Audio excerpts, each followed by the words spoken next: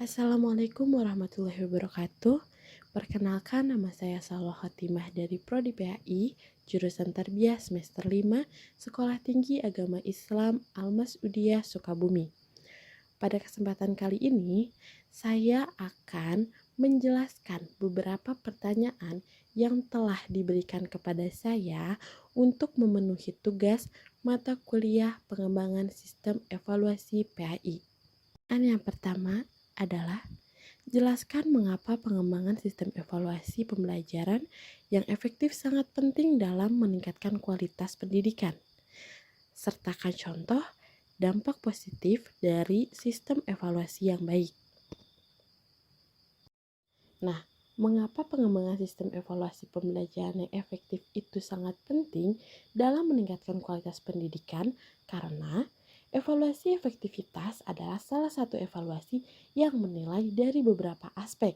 Yang pertama, apakah hasil dan dampak suatu pembelajaran sesuai dengan yang diharapkan?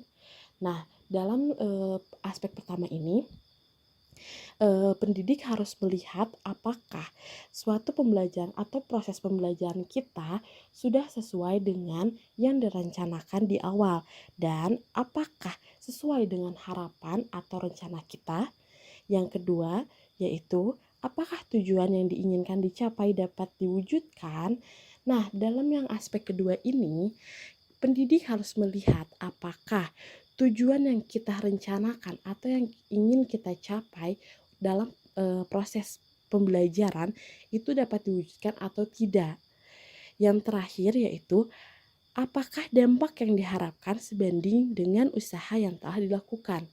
Dalam aspek yang ketiga ini, evaluasi itu dilihat apakah hasil dari pembelajaran itu sesuai dengan apa yang telah kita lakukan saat proses pembelajaran.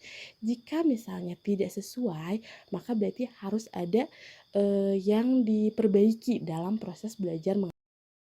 Selanjutnya yaitu contoh dampak positif dari sistem evaluasi yang baik. Di sini saya memberi satu contoh dampak positif dari sistem evaluasi yang baik ialah evaluasi mampu memberi gambaran kualitas pembelajaran sehingga seorang pendidik dapat merencanakan strategi pembelajaran selanjutnya.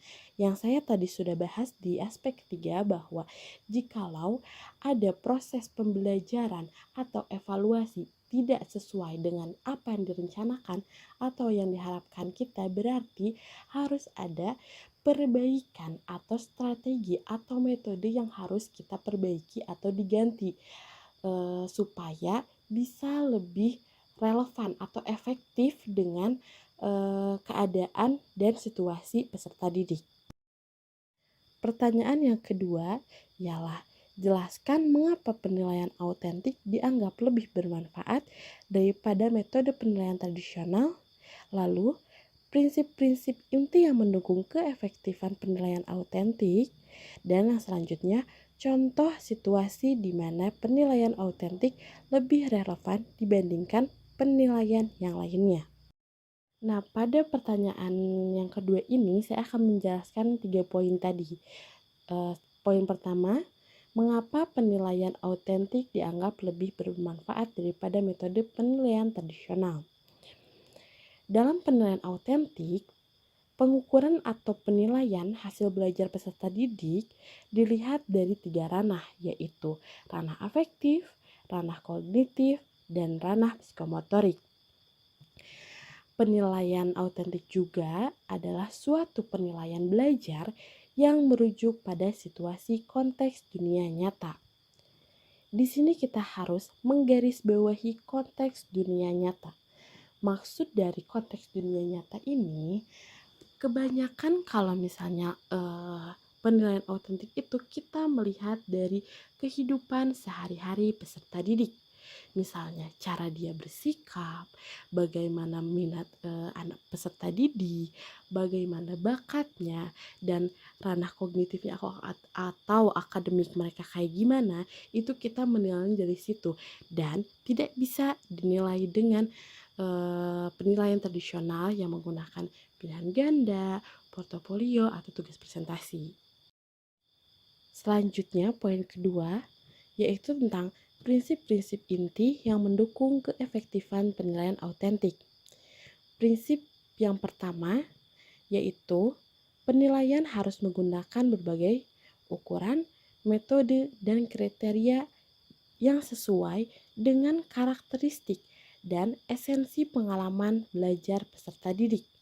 Yang kedua, prinsip penilaian harus bersifat utuh dan mencakup semua aspek dari tujuan pembelajaran, yaitu kognitif, afektif, dan sensori motorik atau psikomotorik. Jadi dalam prinsip ini, semua penilaian harus melihat dari berbagai sisi, tidak boleh dari hanya akademik saja, tapi harus melihat dari bagaimana dia bersikap, bagaimana dia bakat minat, dan apakah metode atau ukuran dalam kita mengajar itu sesuai dengan pengalaman belajar peserta didik atau tidak. Poin selanjutnya yaitu tentang contoh situasi di mana penilaian autentik lebih relevan dibandingkan penilaian yang lainnya. Saya sudah sedikit mencontohkan yang di poin pertama, yaitu saat menilai ranah afektif. Afektif itu kan tentang minat, bakat, dan perasaan peserta didik gitu, atau anak-anak murid kita. Jadi akan lebih relevan jika menggunakan penilaian autentik, karena jika kita memakai penilaian konvensional atau tradisional itu tidak relevan, karena konvensional itu kan menggunakan pilihan ganda, portofolio, tugas presentasi, dan itu tidak akan relevan dengan penilaian kita terhadap dunia nyata peserta didik. Pertanyaan yang terakhir yaitu, jelaskan peran dan tanggung jawab seorang pendidik dalam merencanakan, melaksanakan, dan menginterpretasikan evaluasi pembelajaran. Nah, peran dan tanggung jawab pendidik dalam merencanakan pembelajaran yaitu yang pertama pastinya untuk membuat rencana pembelajaran. Yang kedua itu mengembangkan materi. Jadi saat misalnya kita sudah kan pendidik itu pasti mempunyai buku paket ya. Di buku paket itu hanya inti. Jadi harus pendidik yang harus mengembangkan materi itu agar bisa sampai kepada murid atau peserta didik. Yang ketiga yaitu mempersiapkan media yang akan digunakan. Nah, media ini berfungsi untuk membantu proses belajar mengajar agar lebih dapat dimengerti dan lebih dapat gambaran gitu dalam perspektif peserta didiknya. Dalam poin yang kedua yaitu peran dan tanggung jawab pendidik dalam melaksanakan pembelajaran. Nah, pendidik itu banyak peran ya di dalam melaksanakan itu, yaitu sebagai informator, organisator, motivator, direktor, inisiator, fasilitator, mediator, dan evaluator. Nah, di sini banyak yang banyak sekali peran guru dalam melaksanakan pembelajaran. Informator itu berarti kita adalah orang yang memberi informasi terhadap anak didik kita. Lalu di sini organisator, maksudnya kita harus bisa mengarahkan anak-anak dalam berorganisasi yang baik dalam ranah yang kecil, yaitu organisasi dalam kelas. Lalu menjadi motivator, kita harus bisa menjadi seorang guru yang bisa memberi motivasi, dorongan terhadap peserta didiknya. Selanjutnya itu pengarah atau direktor, yang tadi bahwa seorang guru juga harus bisa mengarahkan. Setelah misalnya memberi motivasi, kita juga harus bisa mengarahkan peserta didik. Lalu fasilitator, mediator, dan evaluator. Apalagi yang penting adalah evaluator. Kita harus bisa memberikan evaluasi yang terbaik terhadap peserta didik kita. Yang selanjutnya ialah peran dan tanggung jawab pendidik dalam evaluasi pembelajaran. Dalam mengevaluasi pembelajaran, pendidik berperan atau bertanggung jawab dalam membantu siswa mencapai tujuan umum dari pendidikan yang telah ditetapkan. Evaluasi juga sebagai penentu apakah proses pembelajaran harus dipertahankan atau diperbaiki lagi. Nah, di evaluasi ini menentukan apakah cara belajar mengajar kita dengan para peserta didik itu sudah baik, sudah relevan, atau sudah efektif. Kalau misalnya sudah relevan, efektif, dan berjalan dengan lancar, itu kita bisa ke tahap selanjutnya. Tetapi jika misalnya metode atau strategi kita itu atau cara belajar